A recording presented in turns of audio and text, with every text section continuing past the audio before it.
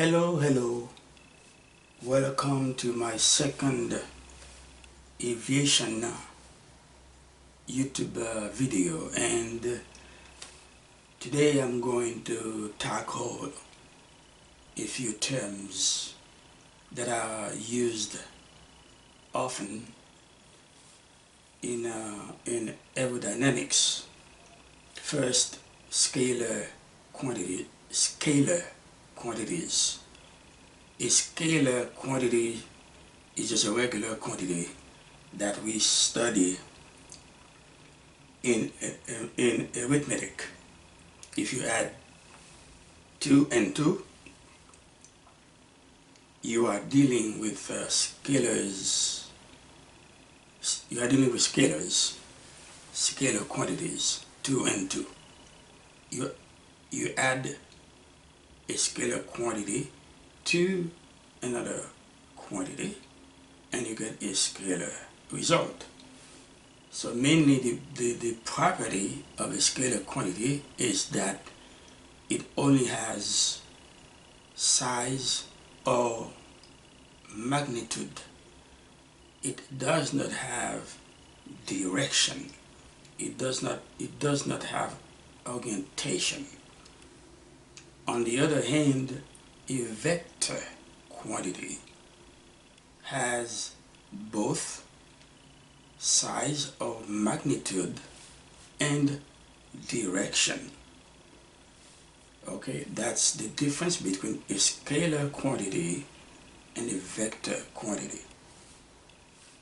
As you can imagine, a vector quantity is represented by an arrow. Okay, that's an arrow, and the size of the arrow tells you the size or the magnitude of the quantity. Okay, so the longer the arrow, the larger is the quantity, and the shorter the arrow, the smaller is the quantity that it represents. So an arrow has orientation. That means an arrow has direction. So a vector is an arrow. A vector is an arrow that has magnitude or size and orientation or direction. Okay?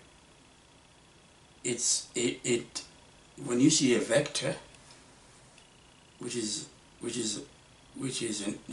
an arrow, some object is moving.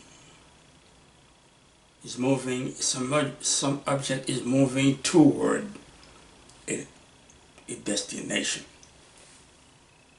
So that is basically the difference between a scalar quantity and a vector quantity.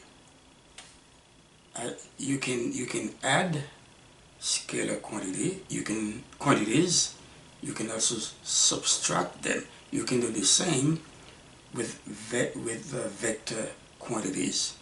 You can add arrows. You can add arrow to arrow to arrow to arrow. And you can also, so remember the size of the arrow, okay, is the magnitude, is this the length of the arrow is the size of the quantity. For example, if an aircraft is going east at a speed of 300 knots, that speed is represented by an arrow, and the length of the arrow is going to represent those 300 knots. And if the speed was lower, let's say 200 knots, for example, the length of the arrow would be smaller to represent a lesser number, which is 200. Alright, so you can add vectors, and you can just as you can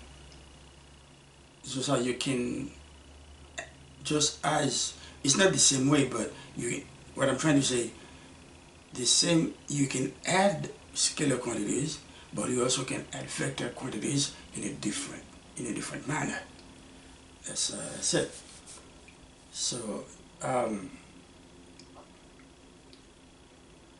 something about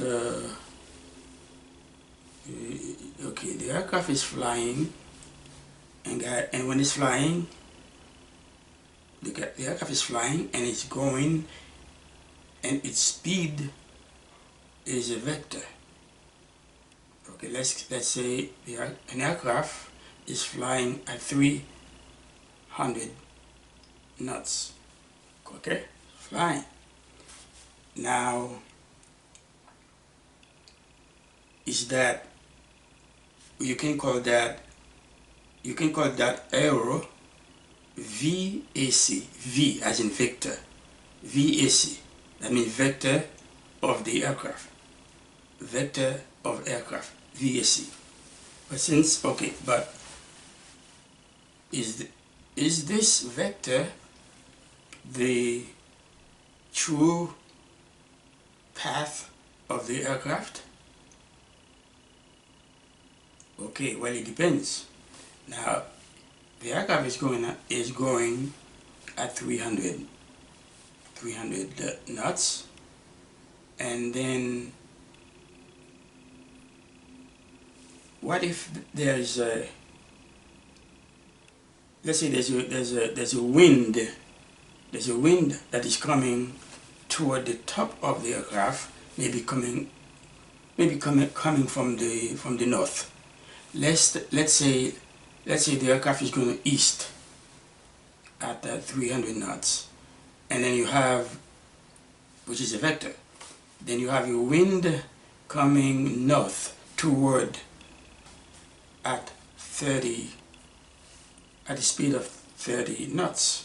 That's a vector, but that's a smaller vector than the aircraft vector. So this vector, we can call it the wind vector, coming from the north toward. So that's a force now. That's a force that is being applied by the wind from the north on the aircraft. So of course what's going to happen is that wind is going to push the aircraft at a certain, push it to be at a certain angle with the horizontal. So okay, let's say we got a 30 degree wind vector. Okay, now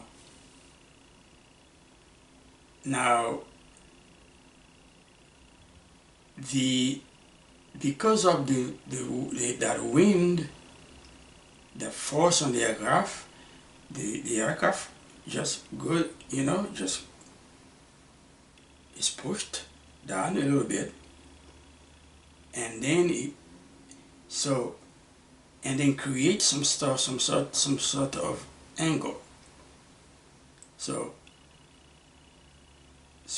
in this case, what we do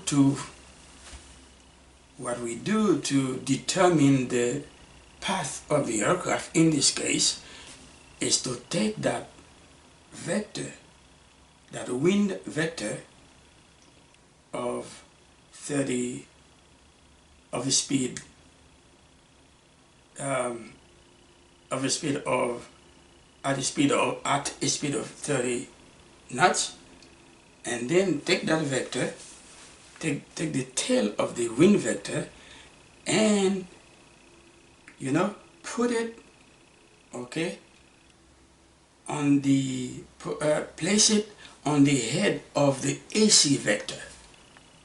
And then what you do, you go to the tail of the AC vector and you draw a line to the head of the wind vector. So now you got three vectors. Okay, you have the initial aircraft vector, and now you add the wind vector to it. Okay, you place it at its head, and then now what you do, from the tail you draw a line from the tail of the AC vector, the aircraft vector. You draw a line, a straight line to the head of the wind vector, and then you have something called resultant vector, resulting vector. Okay, the resultant vector, that's the ground speed. Well, let me rephrase that. The resultant vector is the path of the aircraft over the ground. Okay, the resultant vector is the path of the aircraft over the ground. Now, what is the ground speed of the aircraft? Well, the ground speed of the aircraft over the ground is the length of the resultant vector. So now remember, now you have three vectors. You have the initial aircraft vector, then you have the wind vector coming from the north, and then you have the now you have the new resultant vector, okay, which is the aircraft path, and the length of the resultant vector is the ground speed of the aircraft. Okay, now what you have here, what happened now, how this ground speed is found by the okay, let me put it this way. Now you have a right angle, okay, because the resultant vector creates a right angle with the aircraft vector.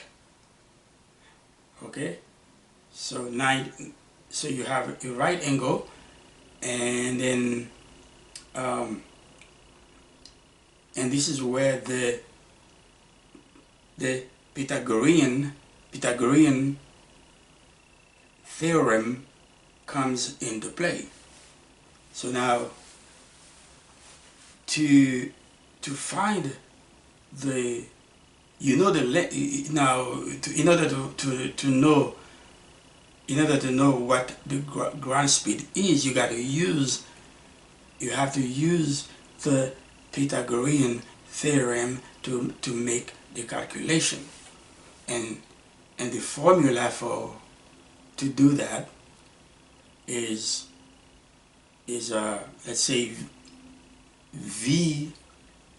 VR, which is the vector resultant, VR of resultant vector. Okay, VR, that's what you need. You need to know the VR length quantity, the VR quantity. That's what the Pythagorean theorem calculates, the resultant. And when whatever number you get when you do the calculation, that will represent the ground speed of the aircraft over the ground. So the formula, I think, is VR square equal VAC square plus V wind, which is VW V wind square. So let me say it again. To find the VR resultant vector, which is the ground speed, by using the Pythagorean theorem, so the formula is VR, which is resultant vector square, equal the AC vector, which is VAC square, plus the wind vector coming from the north, or it could be coming from this another direction, but we assume that it's coming from the north, so that's VW, which is wind, VW, so square, okay, VW square. And then when you do the calculation, you can use the calculator, and then you go your V square, so, and then you're going to get a number. You're going to get a result that will be the ground speed of the aircraft. Now, there's something that you need to know, because what about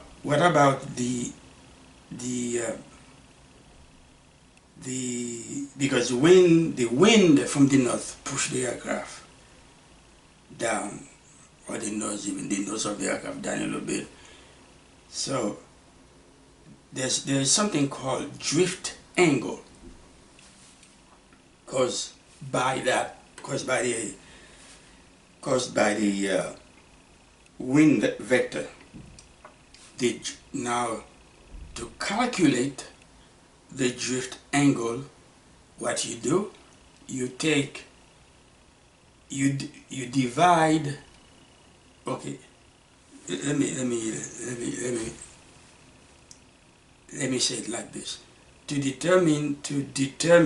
calculate the drift angle, because when the north wind pushes the aircraft down, there's a drift, so there's an angle, okay?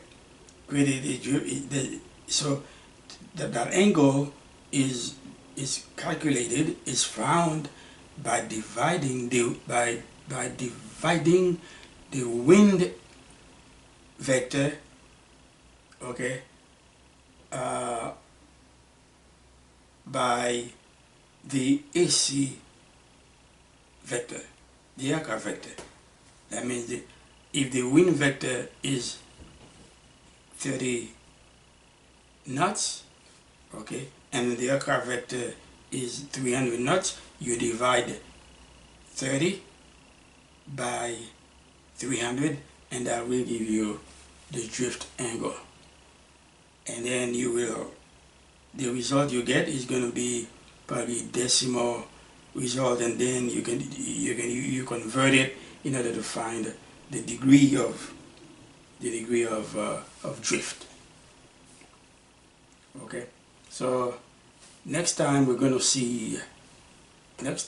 cover something called vector resolution. So until then, have a good day.